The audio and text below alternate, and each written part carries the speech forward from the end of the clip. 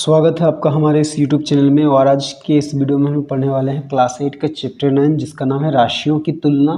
इसका एक्सरसाइज 9.2 का question number 9। तो इसके पहले वाले क्वेश्चंस का वीडियो अगर आपने नहीं देखा तो लिंक डिस्क्रिप्शन में दिया गया है, आप वीडियो जरूर देख लें। और अगर आप इस चैनल पर नए हैं तो इस चैनल को सब्सक्राइब करें और बेल आइकन को प्रेस करें ताकि हर आने वाली नई वीडियो सबसे पहले आप तक पहुँच जाए। तो देखिए 9 नंबर क्वेश्चन क्या है, निम्न सौदे में होने वाले लाभ या हानि प्रतिशत ज्ञात कीजिए। तो इसमें दो क्वेश्चन है, हम लोग एक करके हल करते हैं।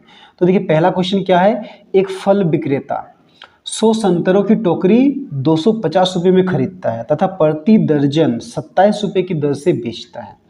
तो देखिए इसमें क्या है, एक फल वाला जो है एक टोकरी खरीदता है संतरे का, और जिसमें कितना संतरा रहता है 100, कितना में 250 में, और वो उनको बेचता कैसा है, दर्जन करके। एक दर्जन संतरे को वो कितना रुपये में बेचता है, 27 रुपये में। तो हमें पता करना है कि उसको लाभ हो रहा है या हानि। तो देखिए यहाँ पे क्या दिया है, 100 संतरे का को वो 250 में खरीदता है। तो क्या लिखेंगे, 100 संतरे का क्रय मूल्य बराबर, तो 100 संतरे का क्रय मूल्य कितना दिया है, 250 रुपया। ठीक है, अब वो बेचता कैसा है, दर्जन के हिसाब से। एक दर्जन मतलब कितना होता है, 12। ठीक है, तो लिखेंगे तो हम लोग क्या करेंगे, 100 संतरे का हम लोग विक्रय मूल्य निकालेंगे तो हमें पता चलेगा कि लाभ हो रहा है या हानि। तो देखिए कैसे हम लोग निकालेंगे, लिखेंगे कि चूंकि 12 संतरे का विक्रय मूल्य बराबर, तो देखिए 12 संतरे, क्योंकि क्वेश्चन क्या बोला, दर्जन के हिसाब से बेचता है, तो 12 संतरे का विक्रय मूल्य कितना है, 27 रुपया। अब इसीलिए हम लोग क्या करेंगे, एक संतरे का विक्रय मूल्य निकालेंगे। तो एक संतरे का विक्रय मूल्य तो कितना हो जाएगा, 27/12।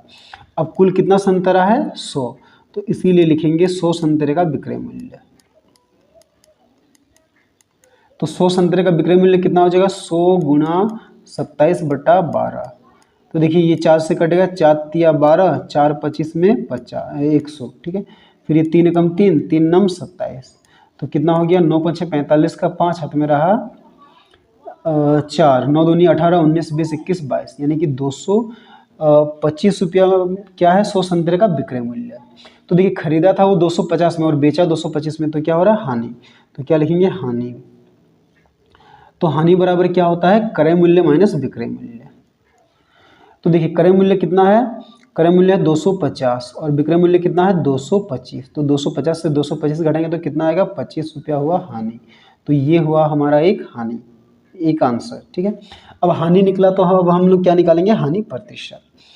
तो देखिए हानि प्रतिशत का क्या फॉर्मूला होता है, तो हानि प्रतिशत बराबर क्या होता है, हानि गुना 100 बटा क्रय मूल्य। तो देखिए हानि के जगह हम लोग क्या लिखेंगे, 25 गुना 100 लिखेंगे बट्टा क्रय मूल्य कितना है, 250, तो यहाँ पे लिखेंगे 250।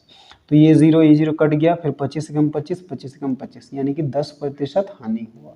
ठीक है, 25 रुपये का हानि हुआ और वो प्रतिशत में कितना आया, 10%। ठीक है, तो चलिए अब हम लोग क्वेश्चन नंबर 2 बनाते हैं। तो 2 में देखिए क्या है, 2 नंबर है, गीता ने 45 दर्जन पेंसिलें 20 रुपये प्रति दर्जन की दर से खरीदा। यानी कि 45 दर्जन पेंसिल खरीदा और एक दर्जन पेंसिल का कितना करके खरीदा, 20 रुपया करके, तथा उसने पेंसिलों को 3 रुपया प्रति पेंसिल की दर से, और जब उसने बेचा तो एक एक करके बेचा, एक पेंसिल को 3 रुपया करके बेचा, तो उसका लाभ या हानि होगा वो हमें पता करना। तो यहाँ पे देखिए क्या दिया, 45 दर्जन पेंसिल खरीदा 20 रुपये प्रति दर्जन की दर से, यानी कि क्या दिया है, एक दर्जन पेंसिल का मूल्य, क्रय मूल्य कितना है, 20 रुपया। तो लिखेंगे चूंकि एक दर्जन पेंसिल का क्रय मूल्य बराबर, तो एक दर्जन पेंसिल का क्रय मूल्य कितना है, 20 रुपया, इसीलिए कितना दर्जन खरीदती है, 45। तो लिखेंगे 45 दर्जन पेंसिल का क्रय मूल्य बराबर, उसके लिए क्या करेंगे, 45 से 20 को गुना कर देंगे, 45 गुना ये 20, तो 45 दूनी 90 होता है और एक 0, यानी कि 900 रुपया में उसने कुल पेंसिल खरीदा, 45 दर्जन पेंसिल। ठीक है, अब क्या करते हैं, अब वो जब बेचती है तो क्या करती है, एक एक करके बेचती है। तो हम लोग 45 दर्जन में कितना पेंसिल होगा वो हम लोग पहले निकालते हैं। तो लिखेंगे 45 दर्जन बराबर,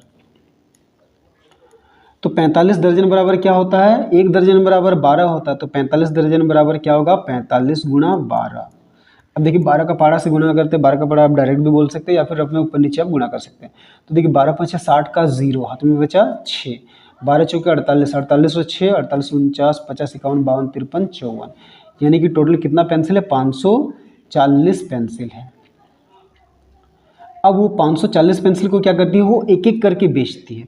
तो एक पेंसिल का विक्रय मूल्य, तो एक पेंसिल का विक्रय मूल्य कितना है 3 रुपया, इसीलिए क्या लिखेंगे 540 पेंसिल का विक्रय मूल्य। तो 540 पेंसिल का विक्रय मूल्य के लिए क्या करेंगे, 540 को हम लोग 3 से गुणा कर देंगे। तो 3 0 0, 3 चौके 12 का 2, हाथ में रहा 1 3 5 15 और 1 16। ठीक है, तो पेंसिल जो 540 पेंसिल है, कुल विक्रय मूल्य 1620 है और कुल क्रय मूल्य कितना है 900। तो क्या हो रहा है लाभ, तो लिखेंगे लाभ बराबर। तो लाभ बराबर क्या होता है, विक्रय मूल्य माइनस क्रय मूल्य। तो विक्रय मूल्य की जगह हम लोग क्या लिखेंगे, विक्रय मूल्य की जगह लिखेंगे 1620 और क्रय मूल्य की जगह 900। ठीक है, तो ऊपर नीचे लिख के हम लोग इसको घटाते हैं। 1620 से घटाएंगे किसको, 1620 से घटाएंगे 900 को, 0 2 7, यानी कि क्या है 720 रुपये का क्या हो रहा है लाभ हो रहा है। तो ये हो गया 720 रुपया लाभ। तो ये हुआ हमारा एक आंसर। अब लाभ हुआ तो हम लोग क्या निकालेंगे, लाभ प्रतिशत। तो लाभ प्रतिशत का क्या फॉर्मूला होता है, लाभ प्रतिशत बराबर लाभ गुना 100 बटा क्रय मूल्य। ठीक है, तो लाभ की जगह हम लोग क्या लिखेंगे 720 गुना 100 की जगह 100 बटा क्रय मूल्य कितना है, क्रय मूल्य है 900। तो ये 0 ये 0 कट गया, ये 0 ये 0 भी कट गया, 9 एकम 9, 9 अट्ठे 72 और ये 0, यानी कि 80% का लाभ हुआ है। तो ये हुआ दूसरा आंसर।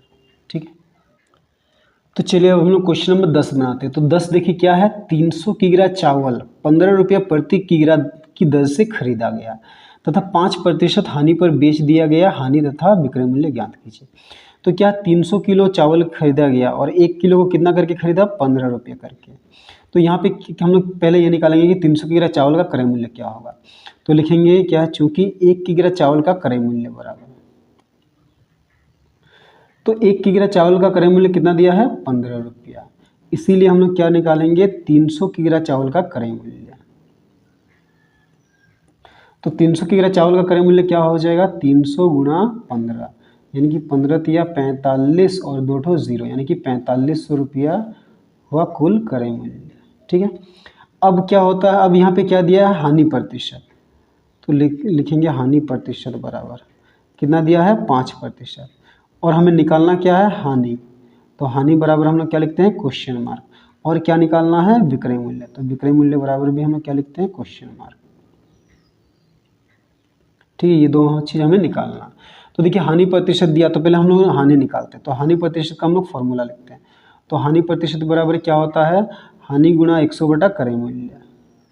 तो देखिए हानि प्रतिशत की जगह क्या लिखेंगे 5 बराबर हानि की जगह क्या लिखेंगे, नहीं दिया है वो निकालना, तो हानि लिखेंगे गुणा 100 बटा क्रय मूल्य की जगह क्या लिखना है 4500। ठीक है, अब देखिए 5 के नीचे कुछ ही तो 1 है, अब क्रॉस मल्टीप्लाई करते हैं तो क्या होगा, हानि गुना 100 बराबर क्या होगा 5 गुणा 4500। अब हानि के साथ 100 गुणा में उधर जाए तो भागा में। ठीक है, तो हानि बराबर क्या हो जाएगा, हानि बराबर होगा 5 गुणा 4500 बटा 100। ठीक है, तो ये 0 कटा, ये 0 कट गया। तो देखिए 5 पछे 25 का 5 हाथ में रहा 2, 5 चौके 20 और 2 22, तो 225 रुपये का क्या हुआ हानि हुआ। तो ये हुआ हमारा एक आंसर। अब इसके बाद क्या बोला विक्रय मूल्य। तो देखिए विक्रय मूल्य का क्या फॉर्मूला होता है, क्रय मूल्य माइनस हानि। तो क्रय मूल्य कितना है, क्रय मूल्य है 4500 माइनस हानि कितना है 225।